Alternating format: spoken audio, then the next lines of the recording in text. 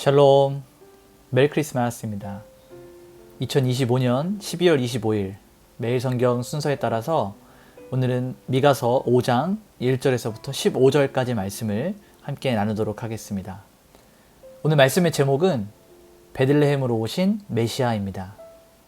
오늘 말씀을 좀 살펴보면 미가서 5장은 이 구약에 있는 예언들 중에서 특별히 메시아 대망 사상, 예수 그리스도의 오심을 예표하고 그것들을 예언하고 있는 가장 하이라이트 중에 하이라이트인 말씀이 바로 미가서 5장입니다.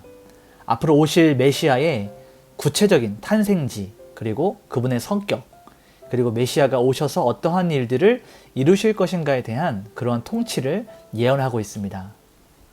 먼저는 작고 비천했던 마을이었던 베들레헴 에브라다에서 이스라엘을 다스릴 자가 나올 것이다. 그리고 그의 근본은 상고에 있다라고 하는 것을 선포하게 됩니다.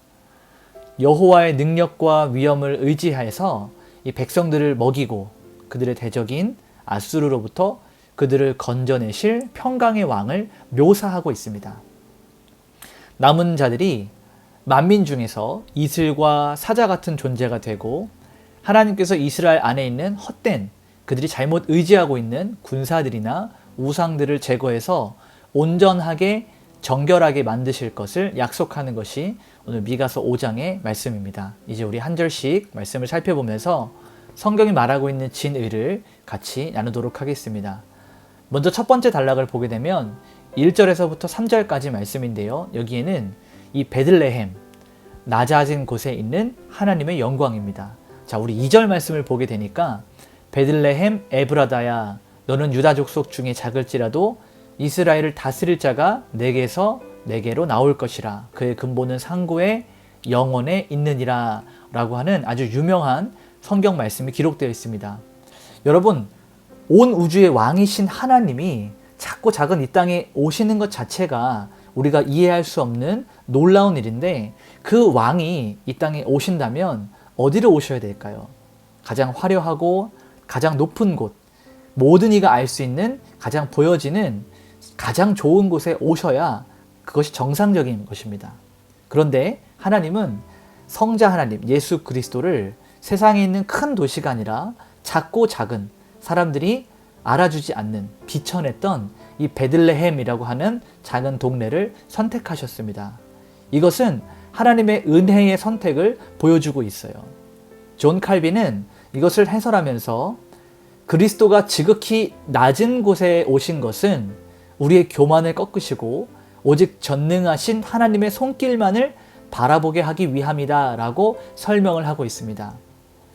우리는 잘 되는 것만이, 뛰어난 것만이 하나님의 영광을 드러내는 일이라고 생각하지만 하나님의 영광은 높은 곳에서 뿐만 아니라 낮고 천한 곳에서도 얼마든지 드러날 수 있다는 것입니다. 우리가 이것을 잘 기억하고 삶 가운데 적용을 해야 되는데, 우리가 하는 일들, 우리의 상황, 우리의 환경이 조금 보잘것없는 그러한 좀 미천해 보이는 그럴지라도 우리를 통해서 일하시는 하나님의 그 영광이 드러날 수 있다는 것이에요. 왜냐하면 우리의 상황보다 우리가 드러내고자 하는 그 하나님 자체의 영광이 훨씬 더 크기 때문입니다. 여러분, 베들레헴이라고 하는 것은 제가 설교 때도 여러 번 말씀을 드렸지만 이 베이트라고 하는 집, 그리고 라함이라고 하는 떡, 이 두 가지 합성어인데 빵집 혹은 떡집이라는 의미를 가지고 있어요. 베들레헴이라고 하는 도시의 이름이 떡집입니다. 그런데 요한복음 6장 35절에 예수님께서 자신을 설명하실 때 나는 생명의 떡이다, 나는 생명의 빵이다 라고 말하죠.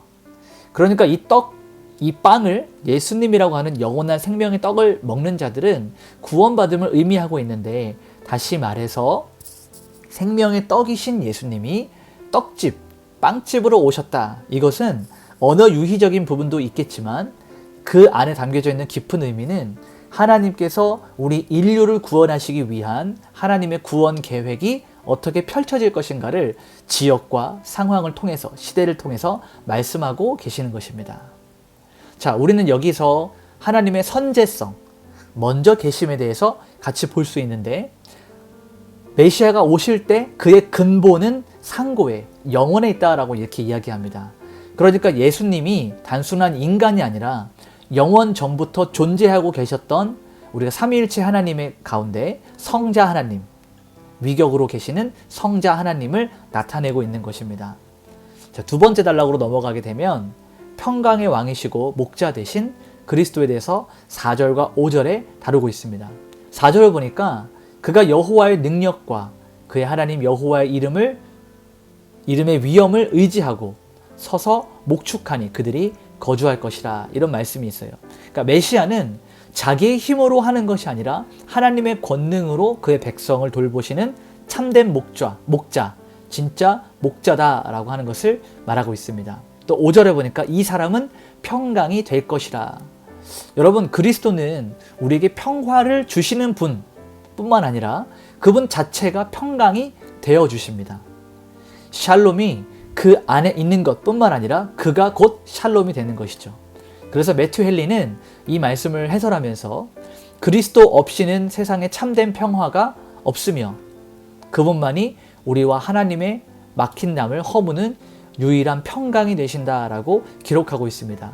예수 그리스도로 인하여서 우리 삶에 헝클어졌던 것, 우리 삶에 막혔던 모든 것들이 다 허물어지고 다시 온전한 관계 가운데로 들어갈 수 있도록 그리스도가 평화가 되어주신다는 것을 말하고 있습니다. 마지막 세 번째 단락에서는 이 남은 자들을 통한 하나님의 통치와 정결에 대해서 나누고 있는데요. 7절과 8절을 보니까 이슬과 사자라고 하는 이런 단어들이 나오게 됩니다. 이 야곱의 남은 자는 생명을 주는 이슬이 되고 또 대적에게는 위험 있는 사자와 같은 존재가 된다라는 거예요. 이것을 통해서 우리는 이 한 가지를 좀 생각해 볼 수가 있겠죠. 그리스도인, 우리 성도가 이 세상 속에서 어떠한 태도를 가지고 살아가야 되는가? 우리는 어떠한 믿음의 자세를 가져야 되는가? 여러분, 우리 성도가 세상 속에 살아가면서 복음의 이중적인 영향력을 가져야 되는데, 여러분은 우리의 믿음을 통해서 이웃을 풍요롭게 하고 풍성하게 하는 그리스도의 복음을 흘러가는 통로가 될 뿐더러 또 하나는 우리를 대적하는, 하나님을 대적하는 원수들에게는 복음을 인한 단호함, 죄와 사망의 권세에 맞서 싸우는 이런 단호함이 우리들에게 필요하다는 것을 말하고 있습니다. 또 10절에서 14절까지 말씀을 쭉 보니까 그날에 이르러는 내가 내 군마를 내 가운데서 멸절하며 내 병거를 부수며 내 우상들과 주상들을 내 가운데에서 멸절하리니 내가 내 손으로 만든 것을 다시는 섬기지 아니하리라 라고 이야기합니다.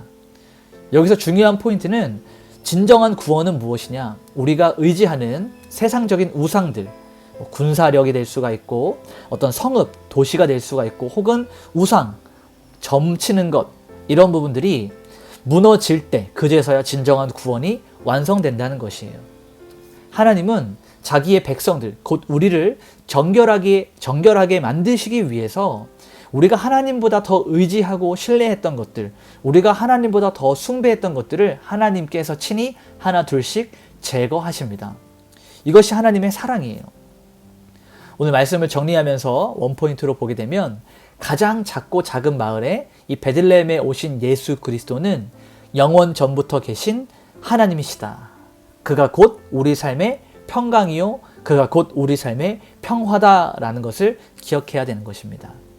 여러분, 오늘 우리가 크리스마스 성탄절을 보내고 있는데 이 성탄의 진정한 의미는 화려한 장식, 어떤 크리스마스 트리나 캐롤에 있는 것이 아니라 우리 안에 있는 헛된 우상을 버리고 우리를 위해서 이 땅에 오신 낮아지신 평강의 왕 예수 그리스도를 온전히 의지하는 것, 이것이 바로 성탄의 진정한 의미입니다. 오늘 우리 이렇게 한번 적용했으면 좋겠습니다. 하나님께서 작고 작은 이 비천한 베들레헴이라고 하는 도시를 선택하셨어요.